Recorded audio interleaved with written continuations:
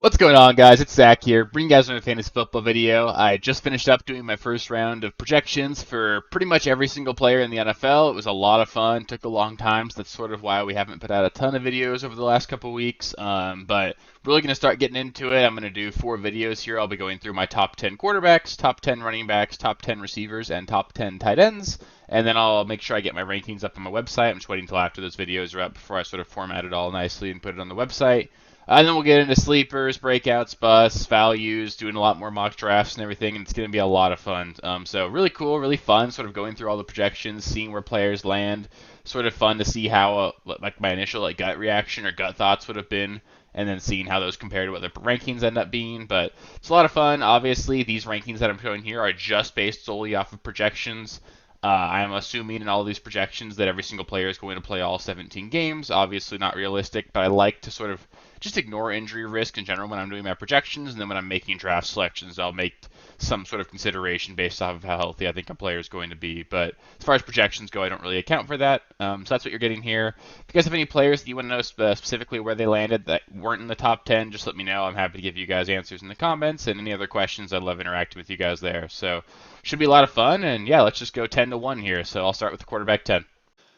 Starting us off with the quarterback 10 in my rankings this season is going to be Joe Burrow. He's currently being drafted as the quarterback 8, going 55th overall, so either in the 5th or 6th round, depending upon whether or not you've got 10 or 12 teams in your league.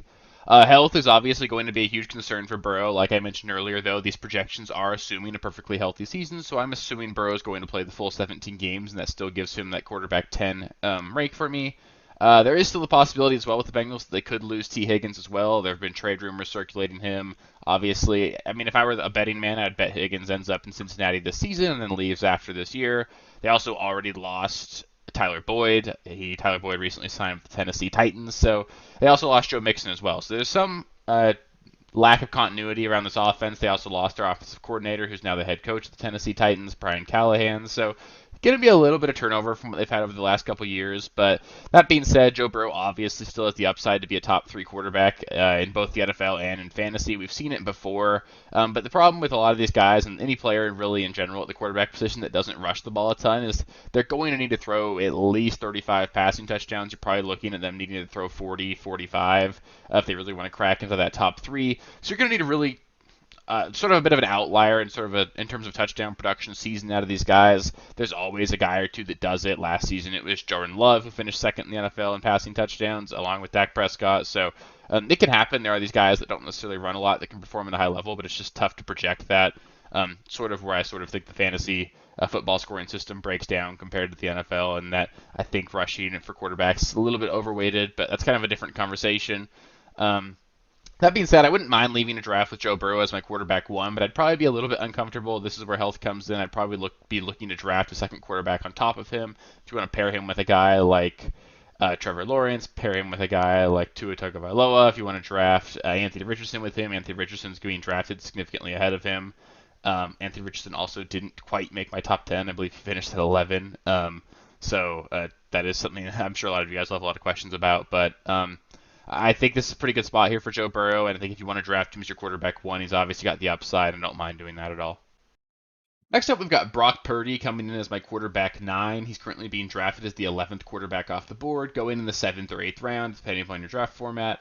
He was fantastic last season. There's really no reason to necessarily expect anything different. This is going to be a prolific offense. They're going to be efficient. We know they're going to run the ball a lot in San Francisco, and Brock Purdy's going to have to get it done with efficiency. But I think that can happen for him just because of how dynamic the playmakers are around him, how just well executed and high functioning the system is in Kyle Shanahan's system in San Francisco.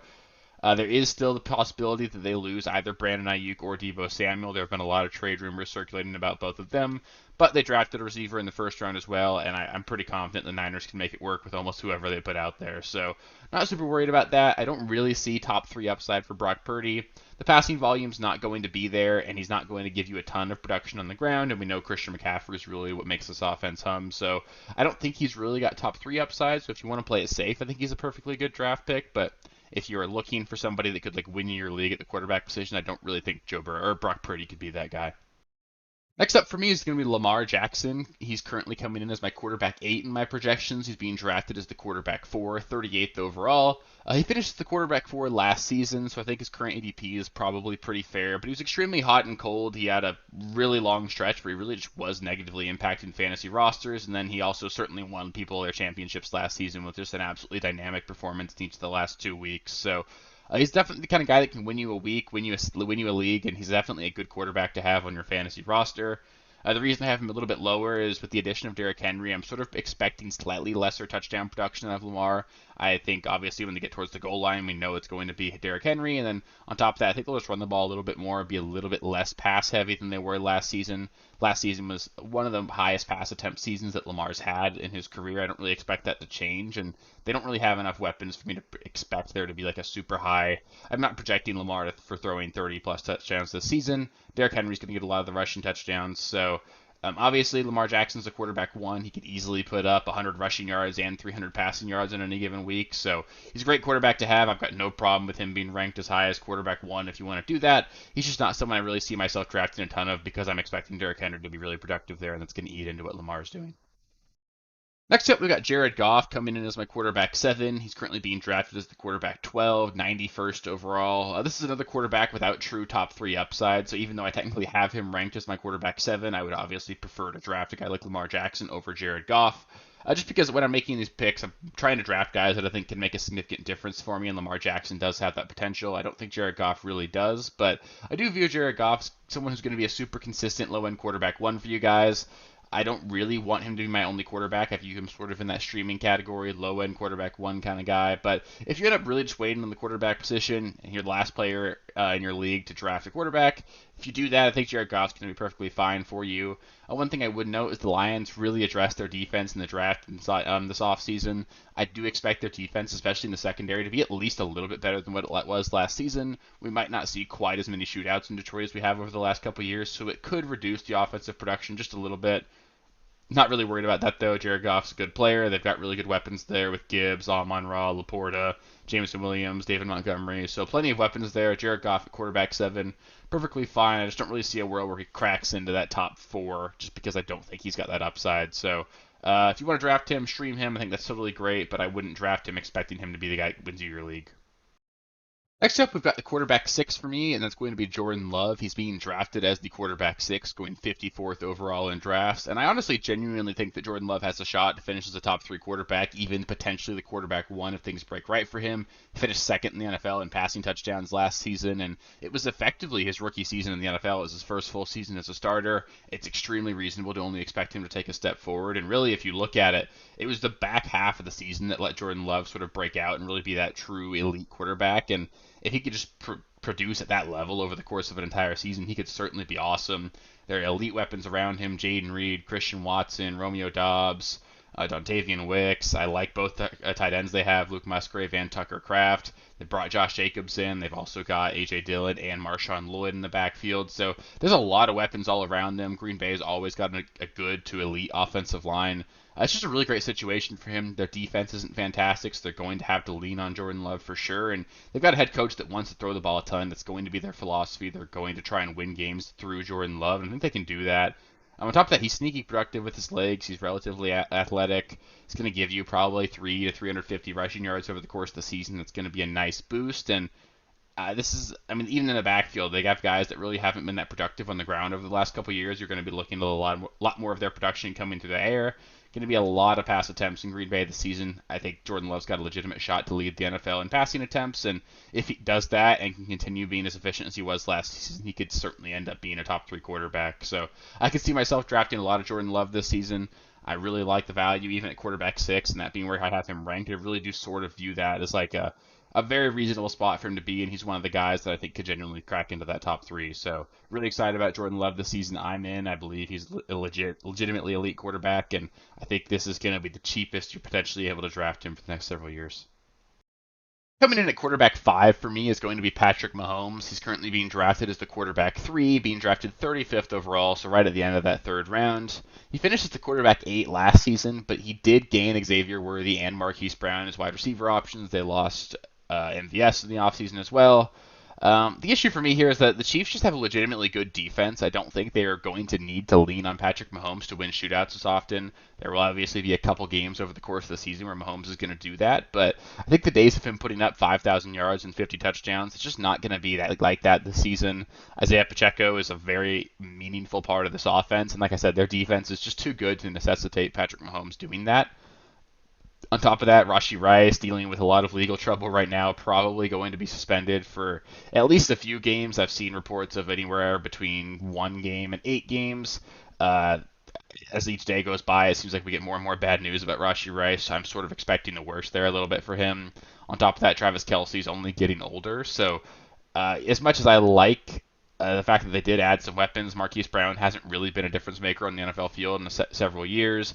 Xavier Worthy, I'm not necessarily a believer in as a prospect. Obviously, he's an elite athlete, he's super fast, but I just don't think he's a very good NFL wide receiver. I just really gives me like John Ross vibes out of Xavier Worthy. So we'll see what happens there, but I mean, the long story short here is that Patrick Mahomes still obviously is a quarterback one. I could talk on and on about all the reasons I don't think he's going to be like that MVP level league winning quarterback, but he's still a quarterback one for you guys.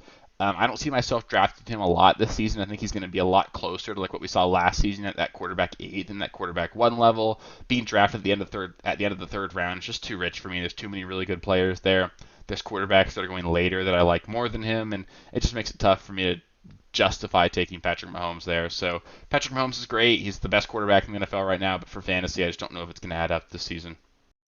Next up, we got Dak Prescott coming in as my quarterback 4. He's being drafted as the quarterback 9 right now, going 61st overall, and he could easily end up being one of the best values here. He's finished as the quarterback 3 just last season, and really all Dallas did on the offensive side of the ball this offseason is lose their RB1. Tony Pollard headed to Tennessee. He's now the lead running back in Tennessee, and they replaced Tony Pollard with the ghost of Ezekiel Elliott. Ezekiel Elliott's returned back to Dallas. It's going to be a two-headed dumpster fire between Ezekiel Elliott and Rico Dowdle, and what that really means is that Dallas is going to lean really heavily on Dak in this passing game. They've obviously got CeeDee Lamb, Brandon Cooks is still there, Jake Ferguson. They've got plenty of weapons to make it work on the offensive side of the ball through Dak, and Dak played really well last season. He's not going to be a guy that I think gets enough credit for how well he played last season. I think a lot of people are just sort of ignoring it, but Dak Prescott won a lot of people fantasy championships last season.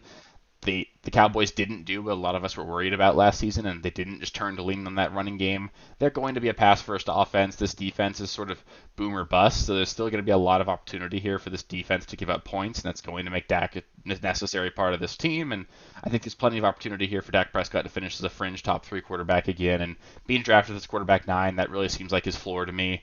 I'd be super excited about grabbing Dak, and if he's your quarterback 1 going into week 1, I think you can be super comfortable with that.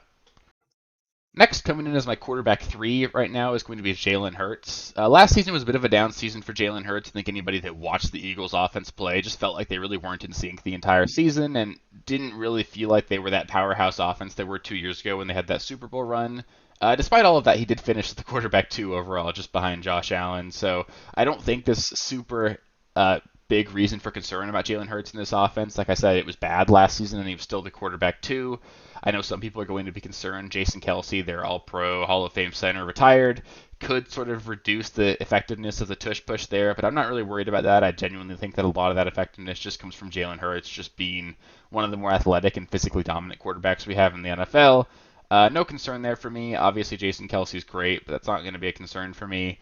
On top of that, the addition of Saquon Barkley should only improve the offense. Obviously, DeAndre Swift's a talented player as well, but Saquon Barkley is a much more talented player.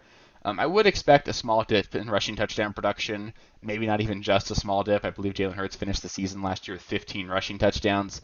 That is a lot. I'm obviously never going to project a number like that, but he's got that upside for sure. There is potentially the risk of them turning towards Saquon when they get towards the goal line a little bit more than they did with DeAndre Swift last season, but on top of that, they hired Kellen Moore as a new offensive coordinator. They've got great weapons in A.J. Brown, Devonta Smith, Dallas Goedert. They added Devontae Parker. There's a lot of weapons in this offense, and I really think this is going to be an offense that takes a step forward again this season. I'm excited about the passing game here. I think you'll see a little bit of a downtick in rushing production, but I'd expect the passing game to be better in Philly than last season. I think Hurts finishing as a top 3 quarterback is pretty much guaranteed, and he's just going to be super consistent. Next up, we've got one who's actually a bit of a surprise for me to end up having him ranked this high, and that's going to be C.J. Stroud coming in as my quarterback 2. He's being drafted as the quarterback 5, going 45th overall, and I really expected to have him ranked below ADP. There's just a lot of hype surrounding him. I know they added Stephon Diggs. On top of that, you're getting Joe Mixon mixed into things, and I think that I personally just expected people to be drafting him way higher than I was going to be comfortable doing. But just statting everything out, it just makes way too much sense. The weapons are just way too good in Houston for CJ Stroud to not put up massive numbers. On top of that, they're probably going to be one of the pass heaviest teams in the NFL. Like I said, they brought in Joe Mixon, not because Joe Mixon is a dominant force in the run game, but he's just a really capable pass catcher, something they didn't really expect to get out of Dameon Pierce after losing Devin Singletary to New York. So the Texans could easily be the team that leads the NFL in pass attempts this season. Of the teams I've talked about so far, I think the Texans, the Cowboys, and the Packers are probably 3 of the teams that have the highest odds of doing that, and that's why I have Love, Stroud, and Dak ranked so high. On top of that, in year 2, I just really expect touchdown production to increase for CJ Stroud. CJ Stroud led the NFL in passing yards last season. The reason he wasn't like a completely dominant fantasy quarterback is just because those touchdown numbers weren't quite there, and the fact of the matter is, it's just really rare for rookie quarterbacks to come in and throw a high number of passing touchdowns. The rookie record in the season is below 30 for passing touchdowns, so it's just really difficult for that to happen. I certainly expect C.J. Stroud to throw for near 5,000 yards this season. He's going to break that 30 passing touchdown mark, and he's also going to add just a little bit on the ground to give him a bit of a boost there. I don't know which wide receiver necessarily in Houston is going to be the one. I currently have them ranked Collins, Dell, Diggs, but it could really end up being any of that order. But the fact of the matter is the weapons are insane there. CJ Stroud's a top 5 quarterback already, and they're going to just lean on him. So I'm super excited about Stroud. If you want him to be, if you draft him as high as the quarterback 2 overall, I've got no complaints with that. And if you even want to take him first overall at the quarterback position, don't take him first overall. Don't take a quarterback at the 101. But if you take him as the first quarterback off the board, I still don't even hate that. I think there's a good reason to justify doing that. And lastly, we've got the quarterback 1 for me and the quarterback 1 overall last season. It's going to be Josh Allen. He's being drafted as the quarterback 1 right now, going 17th overall. So a little bit early for me. I don't think I could really get behind taking him 17th overall, especially when there are quarterbacks that I have pretty close. Guys like CJ Stroud going 45th overall. You've got Dak Prescott going in the 6th or 7th round. So even as much as I like Josh Allen, I don't see myself drafting a ton of him, but I'm still not concerned about him at all. He did lose Stephon Diggs and Gabe Davis this offseason. They replaced those two with Keon Coleman, their early second-round draft pick, and Curtis Samuel coming over from Washington. But the reality is Josh Allen is just the entire offense in Buffalo. He's going to add probably 800 rushing yards on the ground, end up with potentially double-digit rushing touchdowns, and he could easily throw for 4,000 yards and 40 touchdowns as well. So not concerned about the offseason departures at all. Keon Coleman is a big body receiver, could easily give Josh Allen a really nice, reliable red zone target. Dalton Kincaid, I expect to take a step forward in year 2. James Cook, I expect to be more involved in the passing game. And Curtis Samuel's just a capable player, a nice possession receiver, someone I think they're going to get involved as well. So I really think Josh Allen probably finishes as the quarterback 1 again, barring injury. I think it's the safest bet to make, but the second round is a bit rich for me. I don't see myself drafting him a lot there, but like I said, you're not going to lose your league for drafting Josh Allen. You're drafting an elite quarterback. As long as he stays healthy, he's going to be a difference maker for you. And if you want to take him in the second round because you're not comfortable with any other players on the board, I think that's perfectly acceptable. So Josh Allen's a king. He's going to be great. I've got no problems or no concerns about him this season. So that'll do it for the top 10 quarterbacks. This is my early rankings. I'll maybe do maybe an update of videos as we get closer to draft season. I also might sort of just talk about risers and fallers for me, talk about what I see shifting over and over the course of the off season. But I'll make sure to keep them updated on the website as well. Once those get updated, you'll always be able to look at those on my website, www.realsteelffb.com. So feel free to check that out. Up next, I'll be coming out with the top 10 running backs video. I'll be going through my rankings there, and then the next day I'll get receivers, and following that you'll get tight ends. So it's going to be a lot of fun. If you want to make sure you don't miss any of those videos, just make sure you're subscribed to the channel. We're going to be putting out a ton of videos over the course of the entire offseason and the regular season. We're going to get you guys some fantasy championships this season, and it's going to be a lot of fun. So make sure you don't miss any of it. Make sure you're subscribed to the channel. Make sure you click the bell. Have a goal of hitting 1,000 subscribers by the time the NFL season kicks off. We're at like 960 something right now.